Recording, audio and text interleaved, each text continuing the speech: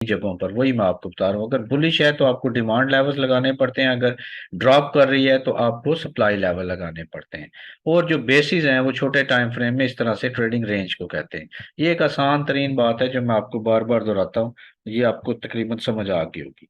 अब आते हैं फेल टू रिटर्न एफटीआर पर। इन लेवल्स के ऊपर सपोर्ट और रेजिस्टेंस के क्लूज को देखते हुए, सपोर्ट और रेजिस्टेंस सिंपली वो एरिया है जहां से प्राइस पुल बैक करती है, नीचे आती है या नीचे से ऊपर उठती है। ये सारे सपोर्ट एंड रेजिस्टेंस कहलाते हैं, जहां से वेव पूरी डाउन आती है। ठीक है, सप्लाई और डिमांड भी इन्हीं एरियाज को कहा जाता है और सपोर्ट एंड रेजिस्टेंस भी। लेकिन इसके अंदर भी सप्लाईज होती हैं और डिमांड्स होती हैं। ठीक है, वहां पर हमने लेवल्स देखना होते हैं, लो पर या उसके वेव के अंदर या स्ट्रक्चर के अंदर के प्राइस नीचे आई, थोड़ा सा रिट्रेस हुई इसके अंदर। ठीक है, तो एफटीआर का मतलब क्या है? एफटीआर का मतलब फेलियर टू रिटर्न। लेकिन यहाँ पर कौन रिटर्न होना चाहता था, क्यों रिटर्न होना चाहता था, वो फेल क्यों हुआ, ये बात हमने समझनी है। यानी प्राइस बुलिश जा रही है, फर्ज करें नीचे आई, यहाँ पर रेजिस्टेंस थी या यहाँ पर थी, दोनों सूरतों में प्राइस नीचे आई, उसने या तो इसको ब्रेक किया या ब्रेक नहीं किया, टच करके बाउंस किया। दोनों सूरतों में प्राइस इस लो तक नहीं आई बल्कि ऊपर चलेगी, तो हम कहेंगे कि ये जो हायर लो बनी है ये एफ टी आर है, फेलियर टू रिटर्न है। कहां से फेल हुई? इस लो तक आने से। ठीक है, जब प्राइस किसी लेवल पर पहुंचती है तो वहां पर ये प्राइस क्या करती है, वहां उसको बाउंस करती है, बाउंस बैक या उसको ब्रेक कर देती है। आसान सी बात है कि प्राइस किसी रेजिस्टेंस को अप्रोच करेगी, या तो उसको ब्रेक कर देगी या वहां से बाउंस बैक कर लेगी, ये दो ही काम होंगे ना। ठीक है, सेकंड क्या होगा? सेकंड ये होगा कि प्राइस उस डायरेक्शन में जाएगी जहां पर उसने ब्रेकआउट किया है। दूसरा क्या होगा? प्राइस वापस उस रेजिस्टेंस में आ जाएगी जहां से उस रेजिस्टेंस को उसने ब्रेक किया था, वहां पर वापस आ जाएगी या सीधी ब्रेकआउट करके जाती जाएगी। ये दो काम होंगे किसी भी रेजिस्टेंस या सपोर्ट पर। अब जब ब्रेकआउट हो जाएगा या ब्रेक वापस मार्केट आएगी, उस वक्त हमें एफ टी आर लेवल्स देखना होते हैं, वहां पर ये एफ टी आर लेवल्स बनते हैं। ठीक है, अब वो कैसे बनते हैं, कैसे देखते हैं, उसका तरीकाकार मैं आपको समझाता हूँ। यानी प्राइस एक रेजिस्टेंस पर आई, उसने रेजिस्टेंस को ब्रेकआउट कर दिया। अब यहां पर रिटेल ट्रेडर क्या करता है कि ब्रेकआउट पर बाय ले लेता है, रीटेस्ट पर बाय ले लेता है। ठीक है, लेकिन हमने यहां पर ऐसा नहीं करना, हमने कुछ भी नहीं करना। हमें पता है ये रेजिस्टेंस थी, ये ब्रेक हुई, प्राइस नीचे आई है, अब उसने वापस ब्रेक नहीं किया, वो टेस्टिंग कर रही है, यानी ट्रेडिंग रेंज कर रही है। या यहां पर, ठीक है, यहां पर क्या होता है कि रेजिस्टेंस ब्रेकआउट होती है कोई, ठीक है, और उसके अंदर हमें एक या दो सेल की कैंडल्स मिलती हैं, उनके नीचे विक्स होती हैं, फिर वो इनगल्फ हो जाती हैं ऐसे। ठीक है, अब ये जो इसकी विक है ना, इस विक और इसकी हाफ बॉडी वाला एरिया हमारा एफटीआर होता है। ठीक है, वैसे अगर इस सारे को सिलेक्ट कर लें तो वो भी अच्छा है, लेकिन बहुत कम स्टॉप लॉस के लिए हम ये ले सकते हैं। दूसरा क्या होता है, प्राइसेस जो है ना, वो इस रेजिस्टेंस लेवल पर आके एक डीप इस तरह से पुल बैक करती हैं और यहां पर ट्रेडिंग रेंज बना के ऊपर चली जाती हैं। तो इसके अंदर नीचे जो ट्रेडिंग रेंज है ना, वो हमारी एफटीआर होती है। हमने उस एरिया को सिलेक्ट कर लेना होता है। ये डिमांड एरिया है और ये बेस है। जाहिर है प्राइस इसके बाद बुलिश की है, तो जब भी प्राइस इसको टेस्ट करेगी बुलिश जाएगी। ठीक है, अच्छा, दूसरा काम क्या होता है कि प्राइस इसको ब्रेकआउट करती है, वापस ब्रेक इन करती है और वहां पर ट्रेडिंग रेंज करना शुरू करती है। ये ट्रेडिंग रेंज ही आपकी क्या है, एफटीआर है। अब प्राइस ने यहां पर क्या धोखा दिया रिटेल ट्रेडर को? वो ये धोखा दिया कि प्राइस ने इसकी हाई को ब्रेक किया, फिर ब्रेक इन किया, फिर वहां पर ट्रेडिंग रेंज किया और फिर दोबारा वापस चली गई। अब ये फेल टू रिटर्न एक और टाइप की बन गई। यानी ऊपर गई है, लोगों ने यहां से बाय किया, वो नीचे आ गई, लोगों ने अब कहा कि ये इधर टेस्टिंग कर रही है, उसी रेजिस्टेंस को दोबारा फिर सेल होगी, वहां से वो फिर ऊपर चले गए। ठीक है, तो चाहे ब्रेकआउट करे, चाहे ब्रेक इन करे, वहां पर ट्रेडिंग रेंज करे, जो उसने हाई बनाई है उस हाई को ब्रेकआउट कर दे, तो ये ट्रेडिंग रेंज जो है ये क्या कहलाती है? ये ट्रेडिंग रेंज एफटीआर कहलाती है। इसी तरह सपोर्ट में है, मार्केट किसी जगह पर सपोर्ट लेती है और उसकी लो को ब्रेक करती है और उसके अंदर टेस्टिंग करके नीचे गिर जाती है। ठीक है, अब यहां पर उसने इस सपोर्ट को टेस्ट किया है, टेस्ट करने के बाद यहां पर ट्रेडिंग रेंज की है, फिर नीचे गिरी है। दूसरी सूरत में क्या होगा कि यहां पर विक्स होंगी, और एक रिट्रेसमेंट भी हो सकती है, कैंडल टू कैंडल, जो विक्स वगैरह होंगे। इन विक्स को छोटे टाइम फ्रेम में देखेंगे तो यहाँ पर आपको बेस नजर आ जाएगी, यानी प्राइस यूं गई ऊपर आई और यहाँ पर बेस बना के गिर गई। यहाँ पर जो ट्रेडिंग रेंज हुई है ये एफटीआर है सपोर्ट में। दूसरी तरफ सपोर्ट में ब्रेकआउट होता है, ब्रेक इन होता है, और फिर वहां पर ट्रेडिंग रेंज होकर एफटीआर बन जाती है। ठीक है। ये भी वही बात मैं दोबारा कर रहा हूँ, वीडियोस को देखिएगा और इस चीज को समझिएगा कि प्राइस रेजिस्टेंस को ब्रेक करके यहाँ से नीचे आइए, यहाँ तक ये बहुत बड़ा एरिया बन गया। अब हम इस पूरी को बेस नहीं ले सकते क्योंकि बहुत बड़ा एरिया, हम इसको यहाँ पर अगर कैंडल के नीचे विक्स हैं तो हम छोटे टाइम फ्रेम में जाकर देखेंगे तो यहाँ पर हमें ट्रेडिंग रेंज नजर आएगी। हम इसके हाई के ब्रेकआउट के बाद इसको एज ए डिमांड लेंगे और इसको सिलेक्ट कर लेंगे एरिया को। ठीक है। एफटीआर टाइप टू वही अभी मैंने बताई कि ब्रेकआउट हुआ, ब्रेक इन हुआ, वहां पर प्राइस ने थोड़ा रेंज किया, फिर प्राइस बुलिश चली। अब ये एरिया इंपॉर्टेंट है। ठीक है। ये सपोर्ट है। सपोर्ट में क्या होता है, ब्रेकआउट हुआ, प्राइस ऊपर गई है, टेस्ट कर रही है और नीचे गिर गई। आपको सपोर्ट के टेस्ट पर ट्रेड लेने की जरूरत नहीं है, आप वेट करें, प्राइस इस एफटीआर तक आएगी, यहां से आपने सेल कर। ठीक है। तो सपोर्ट की जो किस्म है दूसरी वो ये है कि उसमें भी वो ब्रेकआउट करते हैं, ब्रेक इन करते हैं और ऊपर ट्रेडिंग रेंज कर लेते हैं। ठीक है। एफटीआर जोन ड्रॉ करने का तरीका यह है कि जो नीचे ट्रेडिंग रेंज हुई है ना उसको सिलेक्ट कर लें। अगर उस बड़े टाइम फ्रेम में आपको ट्रेडिंग रेंज नजर नहीं आ रही और आपको प्राइसेस जो है सही बड़ा एरिया नजर आ रहा है तो आप लाइन चार्ट निकाल लें, वहां पर आपको इस तरह से नजर आएगी प्राइस इस तरह से थोड़ी सी फंबल हुई हुई, थोड़ी सी उसको ये ऊपर जाते हुए वो आपको डब्ल्यू शेप बनाएगी। ठीक है, या एन शेप बनाएगी। तो खैर वहां पर छोटे टाइम फ्रेम में आपको ट्रेडिंग रेंज नजर आ जाएगी इनकी बॉडीज और इनकी विक्स के दौरान दरमियान। ठीक है, तो उस एरिया को आपने सिलेक्ट करना है। अगर प्राइस बुलिश हुई है तो दोबारा उधर आएगी तो आपने बाय करना। ठीक है। ये जनाब एफटीआर जोन है रेजिस्टेंस का। प्राइस आई है, ब्रेकआउट किया, ब्रेक इन किया। अब प्राइस जब दोबारा इधर आएगी तो हमने ये एरिया सेलेक्ट कर लिया, क्यों कि ये हाई ब्रेक हो गई है।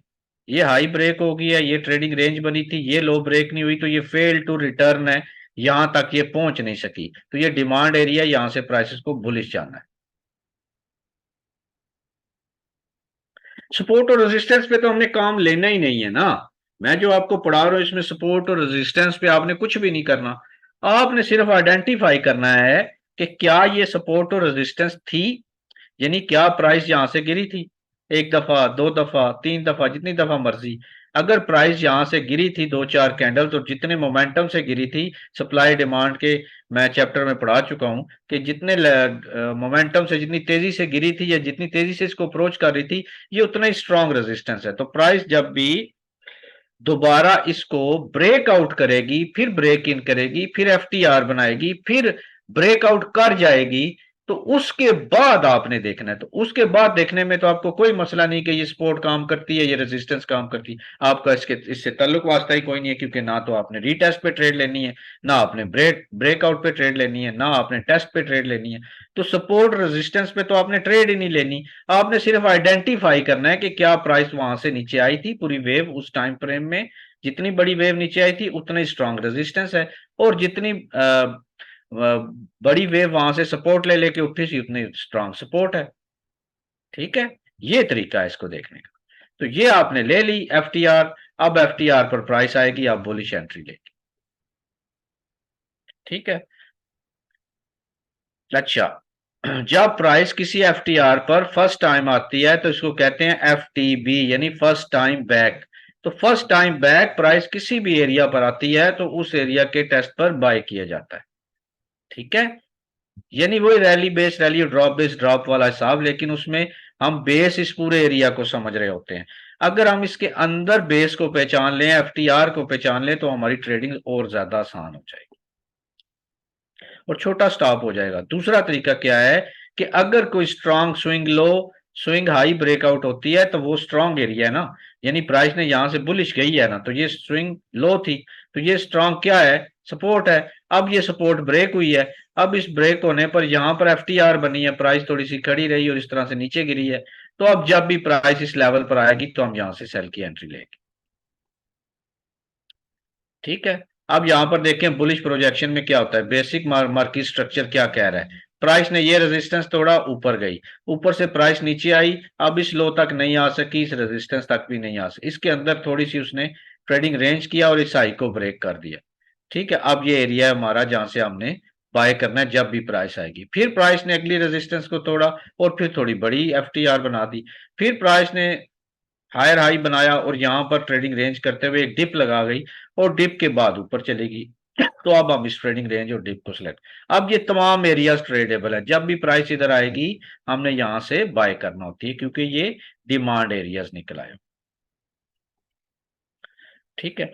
सेल के लिए आप देखें ना, ये प्राइस ने ये बेसिक स्ट्रक्चर यहां पर तोड़ा क्यों, यहां पर सपोर्ट लेके ऊपर गई थी, इसको तोड़ दिया। अब इसको तोड़ दिया तो यहां पर एफटीआर थी, एफटीआर अगर ब्रेकआउट होगी, हम यहां पर क्या कर रहे थे, हम यहां पर ये कर रहे थे कि ये एफटीआर है, प्राइस इसको टेस्ट करेगी तो बाय करेंगे। लेकिन ये बहुत इंपॉर्टेंट चीज है, प्राइस ने उसको ब्रेकआउट कर दी, अब ब्रेकआउट कर दिया तो ये एरिया टेस्ट होगा, तो यहां से हमने सेल कर देना है। ठीक है। अब स्ट्रक्चर ब्रेकआउट हो गया है और यहां पर एफटीआर बन चुकी है, ट्रेडिंग रेंज हुई ना और ब्रेकआउट हो गया स्ट्रक्चर ये। तो अब जब भी प्राइस इसको टच करेगी हम सेल करेंगे और फिर हमारी ये एफटीआर है इसके ब्रेकआउट पर। फिर प्राइस ने इसको ब्रेकआउट किया, फिर प्राइस इसको ब्रेकआउट कर रही है, तो पिछली एफटीआर को most of the time test करती हुई आ रही है। अच्छा, कभी कभार वो बीच वाली कोई एफटीआर को छोड़ देती है, तो वो इंपॉर्टेंट एरिया होता है। प्राइसेस जब बहुत ज्यादा बेरिश हो जाती हैं एफटीआर को टेस्ट करते करते करते, फिर मार्केट अपना स्ट्रक्चर शिफ्ट कर लेती है और वॉल्यूम स्प्रेड एनालिसिस और तमाम रूल्स आपको बताते हैं कि एक्यूमुलेशन हो चुकी है, अभी बुलिश है। फिर आप देखते हैं कि प्राइस बुलिश जाती है, उन एफटीआर को तोड़ती है, टेस्ट करती है, तोड़ती है, टेस्ट करती है, लेकिन जो टेस्ट नहीं हुई थी उसको टच करके एक डिप मार देती है बहुत बड़ी, या ट्रेंड सेल का दोबारा कंटिन्यू हो जाता है या स्ट्रॉन्ग डिप मार देती है। जो अनटेस्टेड एरिया है वो ज्यादा इंपॉर्टेंट है अगर प्राइस अपना ट्रेंड बिहेवियर चेंज कर चुकी है। ठीक है।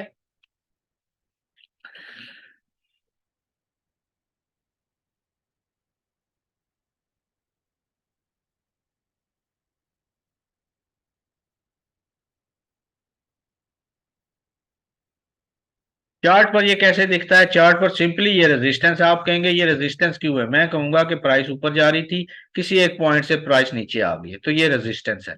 अब प्राइस इसको ब्रेकआउट करेगी तो मैं इसके ब्रेकआउट के करीब इससे पहले देखूंगा कि क्या मार्केट ने कोई डिप मारी है और वहां पर कोई ट्रेडिंग रेंज हुई है छोटी सी, ये मुझे लाइन चार्ट में वाजे नजर आ रही है ट्रेडिंग रेंज। तो अब मैं इस सारे को सिलेक्ट करने के बजाय इस छोटी सी ट्रेडिंग रेंज को सिलेक्ट कर लूंगा और इसके टेस्ट पर बाय कर लूंगा। ठीक है।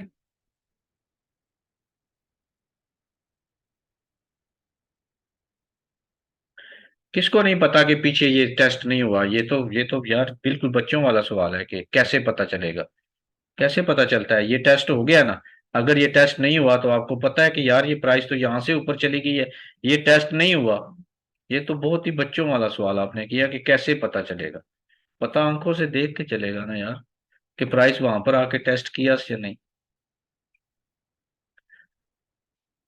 नहीं, प्राइस यहां से ऊपर चली जाए तो उसने इसको टेस्ट नहीं किया, प्राइस यहां पर टेस्ट करे तो इसने कर लिया टेस्ट, बस बात खत्म।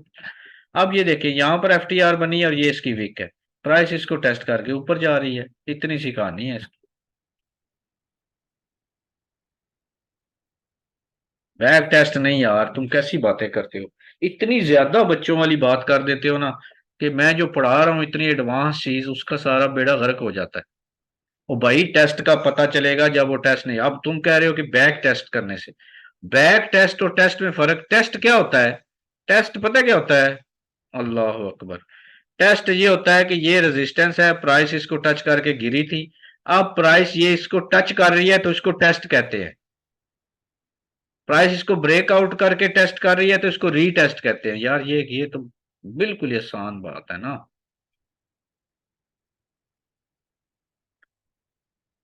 इतना आप पीछे हैं मुझे नहीं पता था, वेरी सॉरी।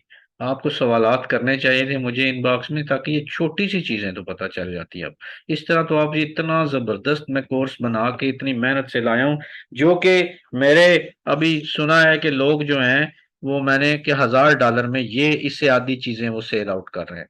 $1000 में। तो आपको इतनी बेहतरीन चीज पढ़ा दी है तो आप तो बिल्कुल बच्चों की तरह सवाल करते हैं। आपने इसका मतलब ना वीडियो देखी, ना नोट्स बनाए, ना 10 दफा 20 दफा किसी वीडियो को देखा, ना सोचा ना समझा। तो मैं क्या कर सकता हूँ? मैंने तो पूरी मेहनत कर दी आप पे। ये सपोर्ट है? क्यों सपोर्ट है? ये प्राइस यहाँ से ऊपर गई है, अब नीचे आई है, ये ब्रेकआउट हो गया है। ठीक है। अब यहाँ पर क्या है? ट्रेडिंग रेंज है, ये FTR है, इसका ये टेस्ट। टेस्ट क्या है? इसको टच करेगी तो टेस्ट कर रही है ना, या रीटेस्ट कर रही है ब्रेकआउट कर।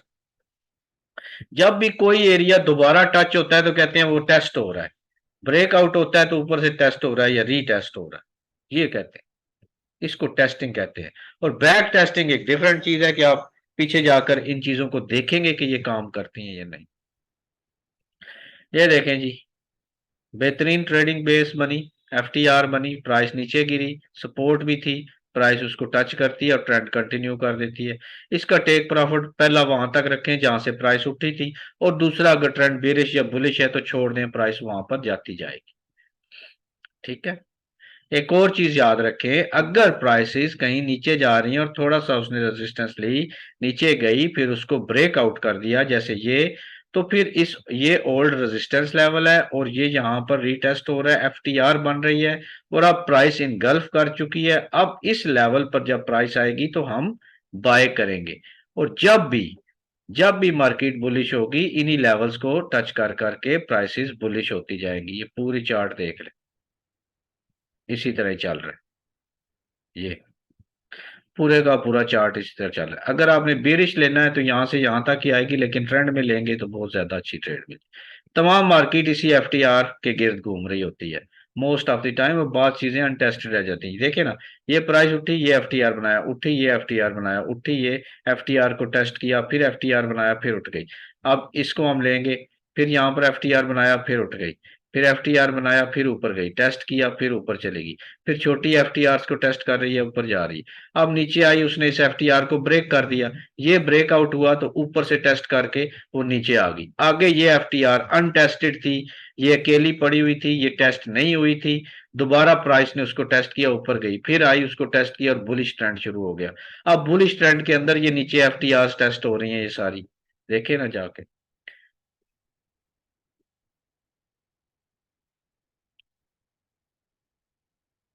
गोल्ड का एनालिसिस कर दें, गोल्ड का एनालिसिस क्या कर दें? गोल्ड का, 1 मिनट ठहरे, मैं 1 मिनट गोल्ड को देखता हूँ। गोल्ड बुलिश है ना अभी? अभी नहीं, अभी तो बेरिश होगा थोड़ा बहुत, लेकिन मेनली गोल्ड जो है वो बुलिश ट्रेंड में है। अभी जो वीकली और डेली आप देखें VSA के हिसाब से, अभी जो लास्ट कैंडल बनी है इसके नीचे बहुत बड़ी वीक है, इसकी नेक्स्ट बार आप क्लोज हो रही है, और 1952.46 अगर ब्रेकआउट नहीं होता तो प्राइसेस यहाँ से बुलिश जा सकती है। ठीक है। और अगली प्रोजेक्शन जो है वो इसकी 1950.13 को टेस्ट करके भी ऊपर जा सकती है, और लास्ट होप पर बायर्स है 1943.26। तो प्राइस यहाँ पर एक ट्रेडिंग रेंज करके मजीद बुलिश जा सकती है, और काफी ज्यादा बुलिश जा सकती है। दूसरी प्रोजेक्शन ये है कि प्राइस ने जो ये लास्ट हाइक मारी है 1929 के एरिया को, अगर ये ब्रेक करेगी तो फिर ये बेरिश होगी। अभी ये वीकली के हिसाब से बुलिश है, और ये वीक शुरू होने से ही हमें पता था कि ये बाय में है, क्योंकि VSA में हम लास्ट 3 कैंडल वीकली की देखते हैं और एफर्ट और रिजल्ट देखकर ये अंदाजा लगाते हैं कि ये बुलिश है या बेरिश है, और पीछे FTRs वगैरह देखते हैं कि FTR पर तो नहीं खड़ी मार्केट, तो ये क्या कर सकती है? सेल ट्रेंड में भी पुल बैक कर सकती है। और अगर एफर्ट और रिजल्ट आ चुका है, सेल या बाय की 2 कैंडल्स बन चुकी है, अल्ट्राई वॉल्यूम से पिन बार बन चुकी है, रिजेक्शन हो चुकी है, तो प्राइस फिर उसकी पिन बार की हाई को ब्रेक करके बुलिश हो जाती है, और ऊपर वाले किसी FTR लेवल से सेल हो सकती है। FTR हो, ऑर्डर ब्लॉक हो, बेस हो, कोई भी नाम दे दे। ये जनाब FTR है आपकी। प्राइस FTR को टेस्ट करके बुलिश जा रही है, पीछे जिधर जिधर FTR हैं प्राइस उनको टेस्ट कर करके बुलिश जाती जाएगी। एक FTR मिस होगी, दूसरी ले ले, दूसरी मिस होगी, तीसरी ले ले। कहीं ना कहीं से प्राइसेस अपनी FTR को टेस्ट कर करके बुलिश जाती रहती है। ठीक है। और बेरिश भी इसी तरह जाती हैं। अगर प्राइस का आपको ट्रेंड का नहीं पता, तो ये स्ट्रक्चर जहां पर ब्रेकआउट हुआ है, तो अब यहाँ पर जो ऊपर एफटीआर उसने छोड़ी है उसको टेस्ट करके वो सेल हो रहा है।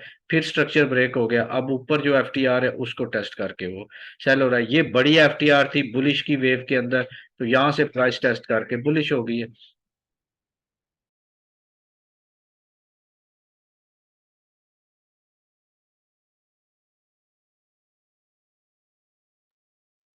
उम्मीद है एफटीआर का लेक्चर आपको अच्छे से पसंद आ गया होगा और आपने इसमें बहुत कुछ सीखा होगा। ठीक है।